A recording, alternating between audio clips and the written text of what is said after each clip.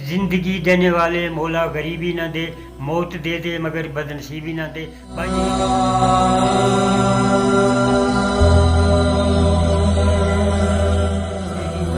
65 برس ہے۔ اس 65 برس کی عمر میں اللہ تعالیٰ نے مجھے 6 معذور بچے جو بینائی سے معذور تھے اللہ نے عطا کیے۔ آج کے اس دور میں ان معذور بچوں کا پیٹ پالنا جو میرے اب بس میں نہیں ہے، چونکہ میں بذات خود کمزور ہو گیا ہوں، کام کرنے کے لائق نہیں ہوں۔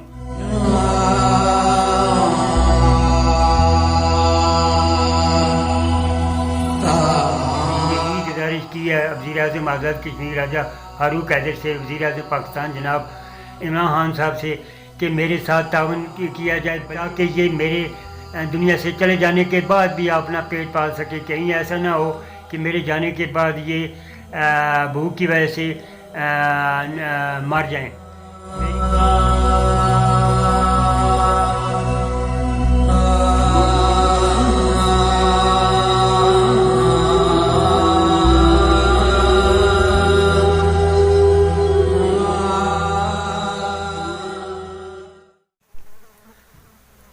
بسم اللہ الرحمن الرحیم۔ السلام علیکم ورحمۃ اللہ وبرکاتہ۔ میرا نام محمد صادق ہے جی۔ میں بھارت کوٹا ضلع حویلی کے گاؤں شیخ سولی میں رہتا ہوں۔ میری عمر 65 برس ہے۔ اس 65 برس کی عمر میں اللہ تعالیٰ نے مجھے 6 معذور بچے جو بینائی سے معذور تھے اللہ نے عطا کیے، جن میں سے 2 بچے میرے اللہ پاک کی سپرد ہو گئے، وہ فوت ہو گئے ہیں۔ 4 بچے جو اس وقت میرے ساتھ یہاں بیٹھے ہیں یہ اس وقت موجود ہیں، جو جوان ہیں۔ دن رات کی محنت مشقت سے آج تک ان کا میں پیٹ پالتا رہا۔ چند دوسرے ساتھیوں نے جو اس بات کو جانتے تھے انہوں نے مدد کی، جن کی وجہ سے آج تک میں اپنا وقت گزارتا رہا۔ آج کے اس دور میں ان معذور بچوں کا پیٹ پالنا جو میرے اب بس میں نہیں ہے، چونکہ میں بذات خود کمزور ہو گیا ہوں، کام کرنے کے لائق نہیں ہوں، نہ ہی کام کر سکتا ہوں، نہ ہی اتنی مجھ میں طاقت ہے۔ کافی تنظیموں نے میرے ساتھ وعدے کیے، فوٹو بھی لیے ان بچوں کے میرے ساتھ تھے، کہا جی کہ آپ کا حق ہے، آپ کو ضرور ہم آپ کی مدد کریں گے، تاہم اس وقت تک کچھ نہ ہو سکا۔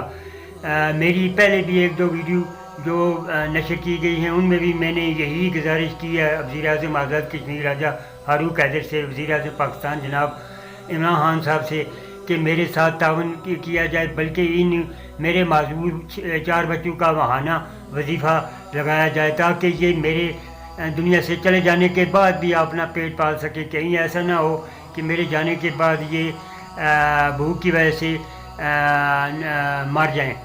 میری آپ تمام لوگوں سے جو میری آواز یہ سن رہے ہیں ان لوگوں سے میری گزارش ہے کہ حسب استحقاق جو لوگ اللہ تعالیٰ کا عظیم احسان ہے لوگوں پہ، لوگ پاکستان میں اس قدر صاحب ایجادات ہیں کہ وہ پورے پاکستان کو خرید سکتے ہیں، یہ تو کام ہی معمولی ہے۔ تو میری تمام پاکستان کے لوگوں سے بالخصوص عمران خان صاحب آزاد کشمیر کے وزیر اعظم سے میری گزارش ہے کہ میرے ان 4 بچوں کا ماہانہ وظیفہ لگایا جائے۔ دوسرا یہ ہے کہ میرا جو گھر ہے وہ مین سڑک جو ہماری گزرتی ہے کوٹا سے، جو مین سڑک سولی جاتی ہے، یہاں سے میرا مکان تھوڑا سا نیچے ہے جو دشوار گزار ہے۔